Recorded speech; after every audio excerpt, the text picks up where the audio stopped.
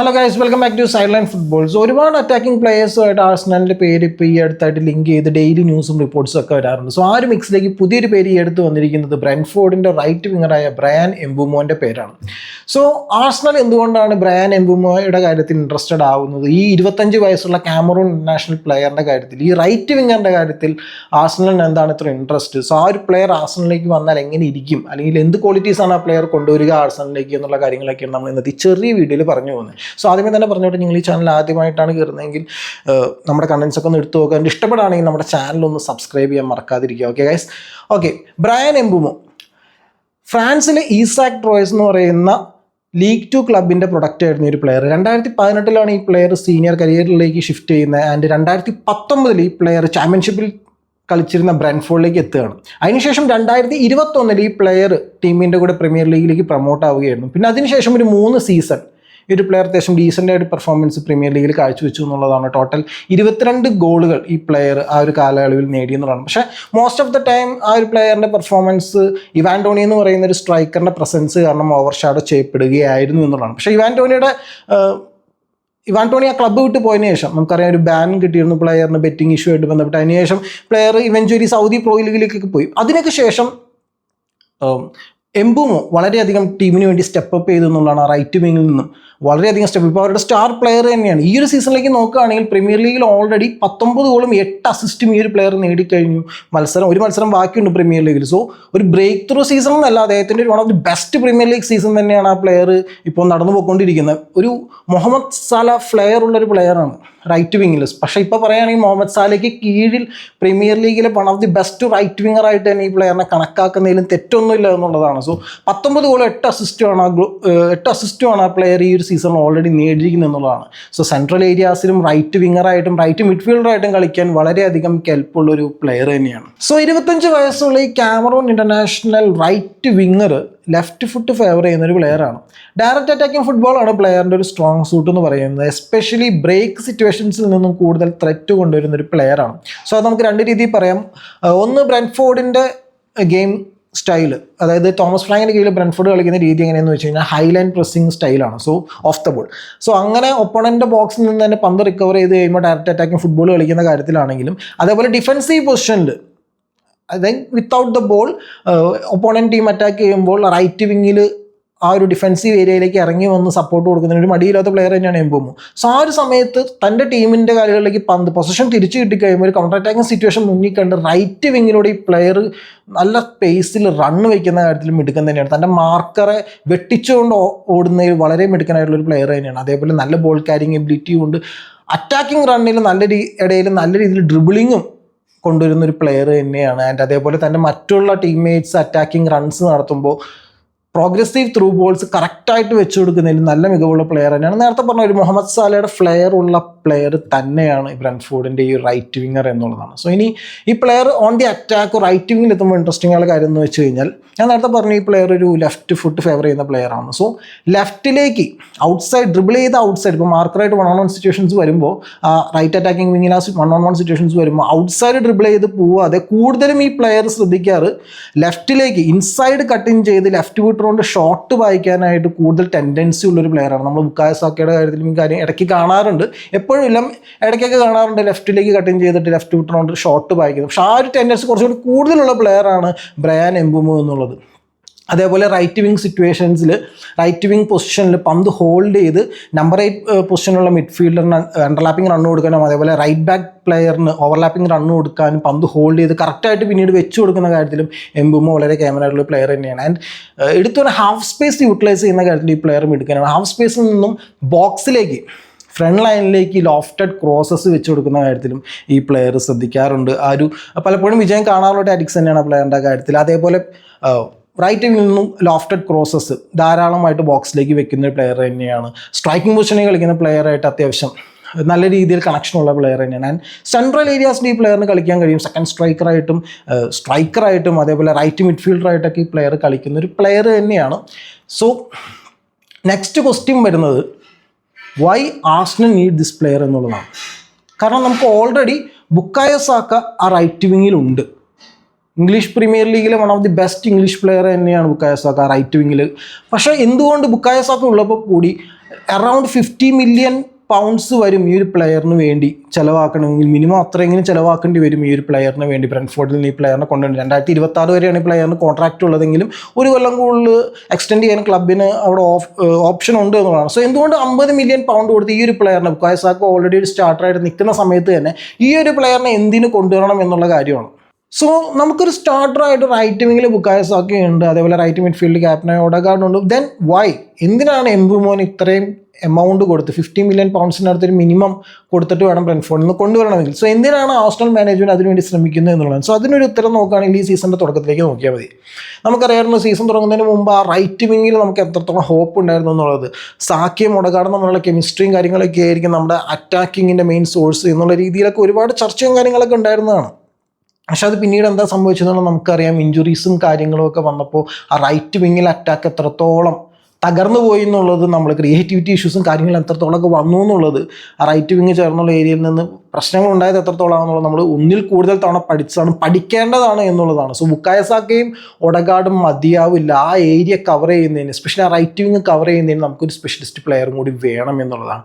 അതിന് Raheem Sterling മതിയാവില്ല. ഇനി അങ്ങനത്തെ അബദ്ധങ്ങൾ എൻ്റെ ക്ലബ്ബ് കാണിക്കല്ലേ എന്നൊരു ആഗ്രഹമേ ഉള്ളൂ. റഹീം സ്റ്റെർലിംഗ് അതിന് മതിയാവില്ല. ആൻഡ് ഈതൻ ന്യൂനറിയുടെ കാര്യത്തിൽ എനിക്ക് തോന്നുന്നില്ല മിക്കേൽ ആർട്ടറ്റ ഇപ്പോഴും അത്രയും കോൺഫിഡൻ്റ് ആയിട്ടുണ്ടെന്ന്. അല്ലെങ്കിൽ എംബുമോ പോലൊരു പ്ലെയറിൻ്റെ കാര്യത്തിൽ ആർസണൽ ഇൻട്രസ്റ്റഡ് ആവേണ്ട ആവശ്യമില്ല അവിടെ. അതേപോലെ തന്നെ ലോണിൽ പോയ റീസ് നെൽസന്റെ കാര്യമാണെങ്കിലും ഗബ്രിയേൽ ജീസസിനെ ആണെങ്കിലും ഇനിയും മിക്കേൽ ആർട്ടറ്റ, എനിക്ക് തോന്നുന്നില്ല അവർക്ക് ഇനി അവസരം മിക്കേൽ ആർട്ടറ്റ കൊടുക്കുമെന്ന് ഞാൻ പേഴ്സണലി വിശ്വസിക്കുന്നില്ല. സോ അവിടേക്ക് ഒരു സ്പെഷ്യലിസ്റ്റ് പ്ലെയർ തന്നെ വേണം. ബുക്കായോ സാക്കയുടെ മേലിൽ നമുക്ക് ഹോപ്പ് ഉണ്ട്, പക്ഷെ എന്നെഴുതി എല്ലാം കൂടി അവിടെ കൊണ്ട് അയാളുടെ ഷോൾഡറിൽ കൊടുക്കാൻ പറ്റില്ല. സോ ആ ഒരു പ്ലെയറിനും റെസ്റ്റ് വേണം. ആ ഒരു റെസ്പോൺസിബിലിറ്റി ഷെയർ ചെയ്യാൻ പറ്റിയ സ്പെഷ്യലിസ്റ്റ് ആ ഒരു ഏരിയയിൽ വരണം എന്നുള്ളത് തന്നെയാണ്.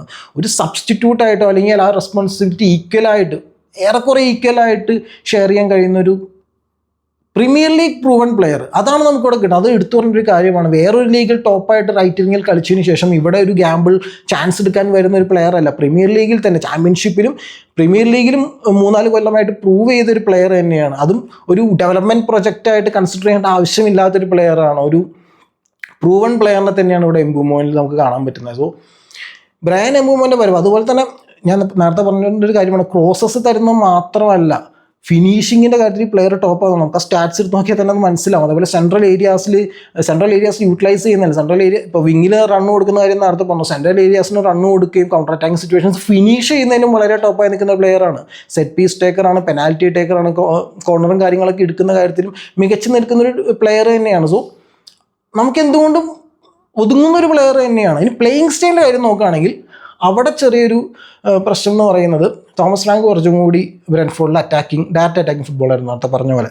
നമ്മുടെ കാര്യത്തിൽ നമ്മൾ പൊസിഷൻ ബേസ്ഡ് ക്ഷമയുള്ള ഫുട്ബോളാണ്, നമ്മളിപ്പോൾ ഒരുപാട് വട്ടം പറഞ്ഞിട്ടുള്ളൊരു കാര്യമാണ്. പക്ഷേ എനിക്ക് എന്തോ ഒരു ചെറിയൊരു ഹോപ്പ് തോന്നുന്നതെന്ന് വെച്ച് കഴിഞ്ഞാൽ നെക്സ്റ്റ് സീസണിലേക്ക് വരുമ്പോൾ മിക്കേൽ ആർട്ടറ്റ ആ ഒരു ക്ഷമ വെട്ടിക്കുറയ്ക്കുമെന്ന് തന്നെയാണ് എനിക്ക് തോന്നുന്നത്. കുറച്ചുകൂടി ഡയറക്റ്റ് ഫുട്ബോൾ കളിക്കാൻ നമ്മൾ റെഡിയാവും. എസ്പെഷ്യലി ഫ്രം ബ്രേക്ക് സിറ്റുവേഷൻസിൽ നമ്മൾ ഈ സീസണിൽ വളരെ കുറവ് യൂട്ടിലൈസ് ചെയ്തിട്ടുള്ളൊരു ടാറ്റിക്സ് ആണ് അത്. ബ്രേക്ക് സിറ്റുവേഷൻസിൽ നിന്നും ഡയറക്റ്റ് അറ്റാക്കിംഗ് ഫുട്ബോൾ കളിക്കുന്ന കാര്യം നമ്മൾ വളരെ കുറവായിട്ടാണ് യൂസ് ചെയ്തിട്ടുള്ളൂ. പക്ഷേ എനിക്ക് തോന്നുന്നു നെക്സ്റ്റ് സീസണിലേക്ക് വരുമ്പോൾ, കാരണം ലിങ്കപ്പ് ചെയ്ത് കേൾക്കുന്ന പ്ലേയേഴ്സ്, ക്ലബ്ബുമായിട്ട് റിലേറ്റ് ചെയ്ത് കേൾക്കുന്ന പ്ലേയേഴ്സിൻ്റെ പ്രൊഫൈലെല്ലാം അതിന് വളരെയധികം അനുയോജിക്കുന്നതാണ് ഇപ്പോൾ. സോ ആ ഡയറക്റ്റ് അറ്റാക്കിംഗ് ഫുട്ബോൾ കൊണ്ടുവരാൻ പറ്റുകയാണെങ്കിൽ നമുക്ക് റൈറ്റ് വിങ്ങിലും ബ്രയൻ എംബുമോനെ കുറച്ചും കൂടി ബെറ്റർ ആയിട്ട് യൂസ് ചെയ്യാൻ ആർസണലിന് കഴിയും എന്നുള്ളത് തന്നെയാണ്.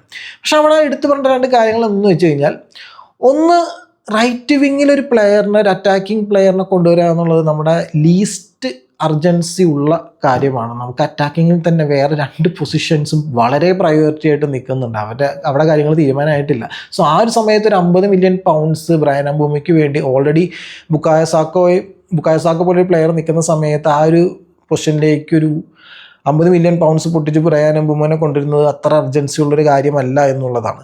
രണ്ടാമത്തെ കാര്യം എന്ന് പറയുന്നത്, ബ്രയൻ എംബുമോ നമ്മുടെ ക്ലബിലേക്ക് വരാനുള്ള സാധ്യതയും കൂടി നോക്കണമല്ലോ. കാരണം ആർസണൽ മാത്രമല്ല, മാഞ്ചസ്റ്റർ യുണൈറ്റഡ്, ന്യൂകാസിൽ യുണൈറ്റഡും ഈ ഒരു പ്ലെയറിൻ്റെ പുറകെ ഉണ്ട് എന്നുള്ളതാണ്. സോ അതിൽ മാഞ്ചസ്റ്റർ യുണൈറ്റഡിൻ്റെ കാര്യം ഞാൻ അത്ര പറയുന്നില്ല, പക്ഷേ ന്യൂകാസിൽ യുണൈറ്റഡിന് വളരെയധികം ചേരുന്ന രീതിയിലുള്ള പ്ലേയിങ്സിന്, എംബുമോന് വളരെയധികം ചേരുന്ന പ്ലേയിങ് സ്റ്റൈലാണ് ന്യൂകാസിൽ യുണൈറ്റഡിൻ്റെ. ആൻഡ് അവിടെ ഒരു സ്റ്റാർട്ടിംഗ് പൊസിഷനും പ്ലെയർക്ക് കിട്ടിയേക്കാം. പക്ഷേ അങ്ങ് ആഴ്സണലിലേക്ക് വരുമ്പോൾ ഇതല്ല അവസ്ഥ. ഒരു സ്റ്റാർട്ടിംഗ് പൊസിഷൻ പ്ലെയറിന് കിട്ടാനുള്ള സാധ്യത വളരെ കുറവാണ്. കാരണം ഇപ്പോൾ സ്ട്രൈക്കിംഗ് പൊസിഷനിലേക്ക് വേറെ പ്ലെയറിനെ നോക്കുന്നുണ്ട്, റൈറ്റ് മിഡ്ഫീൽഡിൽ ഓൾറെഡി പ്ലെയേഴ്സ് ഉണ്ട്, ആൻഡ് റൈറ്റ് വിങ്ങിലും നമുക്കൊരു സ്റ്റാർട്ടിംഗ് ടോപ്പ് ക്വാളിറ്റി പ്ലെയർ ഉണ്ട്. സോ സ്റ്റാർട്ടിംഗ് പൊസിഷൻ കിട്ടില്ല എന്ന് പറഞ്ഞിട്ട് ആ പ്ലെയർ വരാനുള്ള സാധ്യത എത്രത്തോളം എന്നുള്ളതാണ്. and അതേപോലെ സാക്കയായിട്ട് ഒരു ഈക്വൽ റെസ്പോൺസിബിലിറ്റി ഷെയർ ചെയ്ത് മുന്നോട്ട് പോകാനായിട്ട്, അല്ലെങ്കിൽ പ്രൊജക്റ്റിൽ അത്രയ്ക്കും ഇൻവെസ്റ്റഡ് ആയിട്ട് ഈ പ്ലെയറിനെ കൊണ്ടുവരാനായിട്ട് ക്ലബിന് കഴിയുമെന്ന് എനിക്ക് അത്ര ഹോപ്പ് പോരാ എന്നുള്ളതാണ്. പക്ഷേ ഞാൻ പറയുകയാണെങ്കിൽ വേറെ നമ്മുടെ പൊസിഷൻസ്, അറ്റാക്കിംഗ് പൊസിഷൻസ്, വേറെയുള്ള അറ്റാക്കിംഗ് പൊസിഷൻസ് കോംപ്രമൈസ് ചെയ്യാണ്ട് അവിടേക്ക് നല്ല പ്ലേയേഴ്സിനെ കൊണ്ടുവരാനും പറ്റി, അതിൻ്റെ കൂടെ ബ്രയാൻ എംബുമോനെ റൈറ്റ് വിങ്ങിലേക്ക് സൈൻ ചെയ്യാനും കൂടി കഴിഞ്ഞു കഴിഞ്ഞാൽ അതൊരു അടിപൊളി ഐറ്റം ആയിരിക്കും എന്നുള്ളത് തന്നെയാണ്. കാരണം നമുക്ക് ആ റൈറ്റ് വിങ്ങിന് അത്രയ്ക്കും അഷുറൻസ് കിട്ടും എന്നുള്ളതാണ്. ബുക്കായോ സാക്കയ്ക്ക് ഓവർ പ്രഷർ വരുന്നില്ല, റെസ്പോൺസിബിലിറ്റി ഷെയർ ചെയ്യാൻ പറ്റുന്നുണ്ട്, ഒരു ഇഞ്ചുറി കൺസേണിൻ്റെ പേടി നമുക്ക് വളരെയധികം കുറയും. അതേപോലെ തന്നെ നല്ലൊരു ഫൈറ്റും ആ റൈറ്റ് വിങ് പൊസിഷന് വേണ്ടി ഉണ്ടാവും. ഇനി ബുക്കായോ സാക്കയിന് മേലെയൊന്നും എംബുമോ പോകുമെന്ന് ഞാൻ വിശ്വസിക്കുന്നില്ല തൽക്കാലത്തെ സ്റ്റാക്കിംഗ് പാറ്റേണിൽ. പക്ഷേ സ്റ്റിൽ നമ്മൾ പറയുന്നത് നമുക്ക് ക്ലബിന് വേണ്ടത് ഗോളുകളാണ്. ഡിഫെൻസീവ് ഏരിയാസിലല്ല, അറ്റാക്കിംഗ് ഏരിയാസിലാണ് നമുക്ക് പ്രശ്നം, ഗോളുകളാണ് വരാത്തത്. സോ അങ്ങനെയുള്ളപ്പോൾ അതിനുവേണ്ടി അറ്റാക്കിംഗ് പ്ലേയേഴ്സിനെ സ്റ്റാക്ക് ചെയ്യുക എന്നുള്ളത് തന്നെയാണ് നമുക്ക് ചെയ്യാൻ പറ്റുന്നത്. അത് മൾട്ടിപ്പിൾ ട്രോഫീസിൻ്റെ പിറകെ പോകുന്ന ഒരു ക്ലബ്ബ്, പ്രീമിയർ ലീഗും ചാമ്പ്യൻസ് ലീഗിനും ഒക്കെ പിറകെ പോകുന്ന ഒരു ക്ലബിന് അറ്റാക്കിംഗ് പ്ലേയേഴ്സിനെ സ്റ്റാക്ക് ചെയ്യുക തന്നെ വേണം ആ ഫ്രണ്ട് ലൈനിൽ. സോ എംബുമോനെ മറ്റുള്ള പൊസിഷൻസ് കോംപ്രമൈസ് ചെയ്യാണ്ട് എംബുമോനെ കൊണ്ടുവരാൻ നമുക്ക് കഴിയുകയാണെങ്കിൽ അതൊരു ടോപ്പ് ട്രാൻസ്ഫർ തന്നെ ആയിരിക്കും എന്നുള്ളത് തന്നെയാണ്. ആൻഡ് നിങ്ങളുടെ അഭിപ്രായം എന്താണെന്നുള്ളത്, എംബുമോ ആഴ്സണലിലേക്ക് വരാൻ ചാൻസ് ഉണ്ടോ, അല്ലെങ്കിൽ ആ പ്ലെയർ വന്നു കഴിഞ്ഞാൽ എങ്ങനെയായിരിക്കും നമ്മുടെ ടീമിൽ ഫിറ്റ് ഇൻ ചെയ്യുക എന്നുള്ളതൊക്കെ നിങ്ങളുടെ അഭിപ്രായങ്ങൾ താഴെ കമൻറ്റ് സെക്ഷൻ രേഖപ്പെടുത്താവുന്നതാണ്. സോ ഫുട്ബോൾ ട്രാൻസ്ഫർ ലോകത്തെ ഒരു ഇമ്പോർട്ടൻറ്റ് അപ്ഡേറ്റ് എന്ന് വെച്ച് കഴിഞ്ഞാൽ ഫ്ലോറിയൻ വിറ്റ്സ്, ബയർ ലെവർകൂസൻ്റെ അറ്റാക്കിംഗ് മിഡ്ഫീൽഡർ, അദ്ദേഹത്തിൻ്റെ അപ്ഡേറ്റ് എന്ന് വെച്ച് കഴിഞ്ഞാൽ ഓൾറെഡി 3 ക്ലബ്ബുകളായിരുന്നു ഫൈറ്റിലുണ്ടായിരുന്നത്. സിറ്റി ഉണ്ടായിരുന്നു, ബയൺ മ്യൂണിച്ച് ഉണ്ടായിരുന്നു, ലിവർപൂൾ ഉണ്ടായിരുന്നു. അതിനകത്ത് സിറ്റി കുറച്ച് ഒരാഴ്ചയ്ക്ക് മുമ്പൊക്കെ അവരുടെ ഇൻട്രസ്റ്റ് വളരെ കൂൾ ചെയ്തു. ബയൺ മ്യൂണിച്ച് ലിവർപൂളാണ് പിന്നീട് റേസിലുണ്ടായിരുന്നത്. ഇവിടെ ജർമ്മനി വിടാനൊരു തീരുമാനം ആ പ്ലെയർ എടുത്തു എന്നുള്ളതാണ്. ലിവർപൂളിനൊരു വെർബൽ കമ്മിറ്റ്മെൻറ്റ്, ഒരു ഗ്രീൻ ലൈറ്റ് പ്ലെയറിൻ്റെ ഭാഗത്ത് നിന്ന് ഉണ്ടായി എന്നുള്ള രീതിയിലാണ് ഡേവിഡ് ഓൺസ്റ്റൈൻ റിപ്പോർട്ട് ചെയ്തത്. So Bayern Munich is out of the race എന്നുള്ളതാണ്. ലിവർപൂളിനാണ് ഇപ്പോൾ കാര്യങ്ങളെല്ലാം കയ്യിൽ വന്നിരിക്കുന്നത് എന്നുള്ളതാണ്. സോ ഫെബ്രീസിയോ റൊമാനോ റിപ്പോർട്ട് ചെയ്യുന്നതനുസരിച്ച് Liverpool already official approach start ചെയ്തു എന്നുള്ള രീതിയിലാണ്. ലിവർപൂളിനും ഒട്ടും വെച്ച് താമസിപ്പിക്കാൻ താല്പര്യമില്ല, ലോങ് സാഗയ്ക്ക് അവർക്കും താല്പര്യമില്ല, പെട്ടെന്ന് തന്നെ ഡീൽ സീൽ ചെയ്യണം എന്നുള്ള രീതിയിലാണ് അവരും അപ്രോച്ച് ചെയ്യുന്നതെന്നാണ് ഫെബ്രീസിയോ ഒക്കെ റിപ്പോർട്ട് ചെയ്തത്. സോ എന്തായാലും അവരുടെ ക്ലബ് ട്രാൻസ്ഫർ റെക്കോർഡ് പൊട്ടിക്കേണ്ടി വരും, വാൻഡിങ്ങിൻ്റെ പേരിലാണെന്നാണ് എൻ്റെ ഓർമ്മ. സോ അതെന്തായാലും പൊട്ടിക്കേണ്ടി വരും ഈ ഒരു പ്ലെയറെ എത്തിക്കണമെങ്കിൽ എന്നുള്ളൊരു കാര്യമാണ്. എന്തായാലും പ്രീമിയർ ലീഗ് വിജയിച്ചതിന് ശേഷം അവർ ഒട്ടും അടങ്ങിയിട്ടില്ല. നെക്സ്റ്റ് സീസണിലേക്കും പടപെടുത്താൻ തന്നെയാണ് ലിവർപൂളിൻ്റെ തീരുമാനം. ഓൾറെഡി ട്രെൻറ്റ് അലക്സാണ്ടറിനോട് പകരക്കാരനായിട്ട് ഫ്രിംബോങ്ങിനെ എത്തിച്ചു റൈറ്റ് ബാക്കിലേക്ക്. ഇപ്പോൾ അടുത്ത ടോപ്പ് നമ്പർ 10 പ്ലെയർ എത്തിക്കുകയാണ്. സോ അടുത്ത സീസണിലേക്കും നല്ലൊരു ഫൈറ്റ് തരാനുള്ള എല്ലാ അണിയറ പ്രവർത്തനങ്ങളും ലിവർപൂളിൻ്റെ ഭാഗത്തുനിന്ന് ഉണ്ടാവുന്നുണ്ട്. So let's see.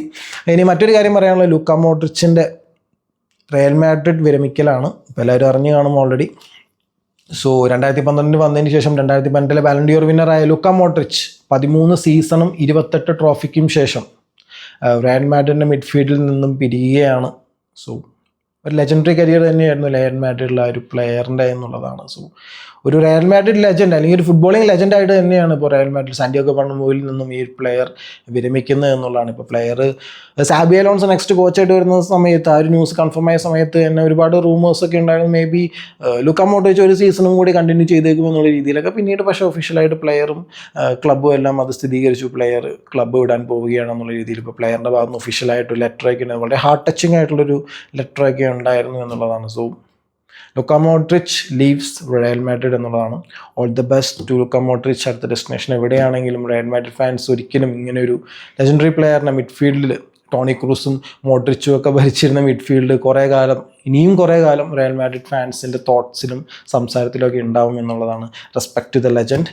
Okay guys, anyway നിങ്ങളുടെ അഭിപ്രായങ്ങളും കാര്യങ്ങളൊക്കെ നിങ്ങൾക്ക് താഴെ കമൻറ്റ് സെക്ഷൻ രേഖപ്പെടുത്തുക. അതേപോലെ നിങ്ങൾക്ക് വീഡിയോ ഇഷ്ടപ്പെട്ടെങ്കിൽ ലൈക്ക് ചെയ്യുക. ചാനൽ ഇതുവരെ സബ്സ്ക്രൈബ് ചെയ്ത് നമ്മുടെ ചാനലിനൊന്ന് സപ്പോർട്ട് ചെയ്യുക. നമുക്ക് വല്ലാത്തൊരു ബൂസ്റ്റ് ആയിരിക്കും, നമ്മുടെ ഗ്രോത്തിന് വളരെയധികം ഹെൽപ്ഫുൾ ആയിരിക്കും നിങ്ങളുടെ ഓരോ സബ്സ്ക്രിപ്ഷനും ലൈക്കും കാര്യങ്ങളൊക്കെ എന്നുള്ളതാണ്. അതുപോലെ നിങ്ങളുടെ മറ്റുള്ള ഫുട്ബോൾ ഫ്രണ്ട്സിൻ്റെ അടുത്ത് നമ്മുടെ ചാനലിനെ കുറിച്ചും ഈ വീഡിയോനെ കുറിച്ചൊക്കെ ഒന്ന് മെൻഷൻ ചെയ്യുകയാണെങ്കിൽ നമുക്ക് നമ്മുടെ ടാർഗറ്റഡ് ഓഡിയൻസിലേക്ക് ബെറ്റർ ആയിട്ട് റീച്ച് ചെയ്യാൻ പറ്റും നിങ്ങളിലൂടെ എന്നുള്ളതാണ്. Okay guys, thank you for watching this video and have A nice day.